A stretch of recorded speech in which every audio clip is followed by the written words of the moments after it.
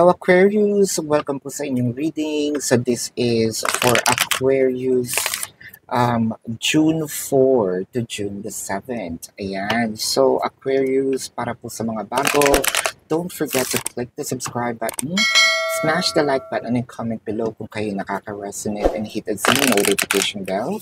At kung gusto niyo po ng dalawang reading po mula sa akin, nasa kabilang channel po yun.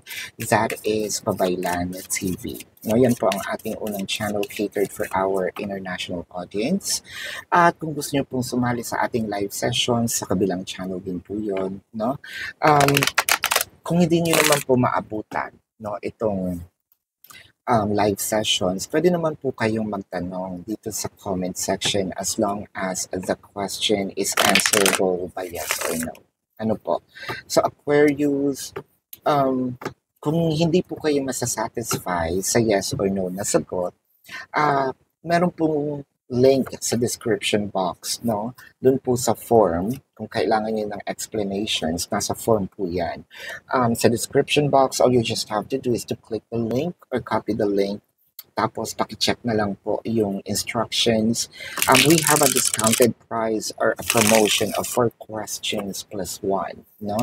And kung gusto nyo rin pong mag-avail ng ating private reading, nasa description box din po yan, no? Aquarius, I want you to know that this is a general reading. So you may resonate with the entire reading, or you may resonate with some bits and pieces of the reading. So take what's only yours, Aquarius, no? So simulan na natin. Aquarius, ang nakikita ko dito, sobrang haba na ng pinagsamahan ninyo ng taong to. There are ups and downs, good and bad, no? Negative and positive. So parang roller coaster ride. But at the end of the day, hindi kayo mapaghihiwalay ng taong to. You know that you have given your best, no, to this person, and as well as the other person to you, no? Kumbaga, pinakita niya, you become a better version of yourself na, especially when it comes to wisdom, it's either marami kang natutunan sa kanya, marami siyang natutunan sa'yo. Ang nakikita ko dito, parang these sets or these person sets are an inspiration for you, no? Na someday sooner, no, na magkakaroon ako ng either magandang buhay together with the person, or iaalay ko ang mga tagumpay ko dito sa taong ito. With the Knave of Swords and the Ten of Cups and the Ten of Pentacles. Ang daming inspiration also when it comes to love, finances, relationship, relationship with the parents, with other people, no, with how to save money, King of Cups and the Seven of Cups. It felt like all in one, no? Itong taong to is sobrang, parang naging guru sa'yo, or pwedeng ikaw, naging guru ka rin sa taong to, no? With the Three of Swords and the High Priestess, so medyo masakit lang siya magsalita. Medyo, sabihin natin, either pwedeng masakit ka lang din magsalita, pero this is for the greater good, no? Of the both of you.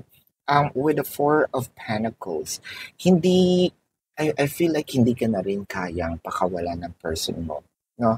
Hindi ka na rin kayang mawala ng person mo. And I feel like tinitreasure ka ni person, with the Ten of Swords and the Three of Pentacles, na pagtanto niya na hindi niya na kayang mabuhay kung sakaling mag-end ang connection, no?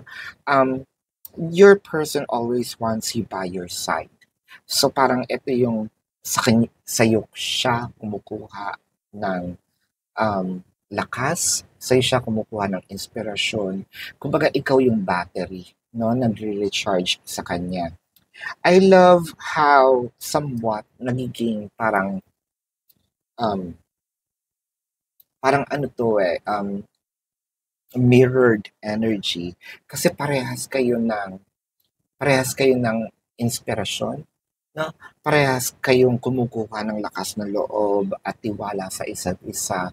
It felt like this connection is very blessed, and I feel like magiging matagal pa ang pagsasama nitong relasyon na ito.